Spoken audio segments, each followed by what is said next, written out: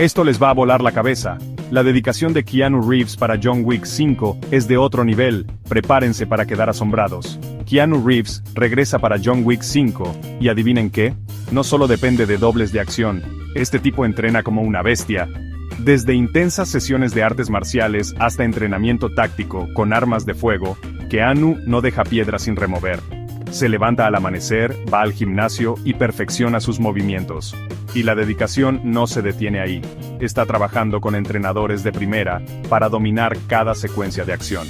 Hablando de compromiso, ¿verdad?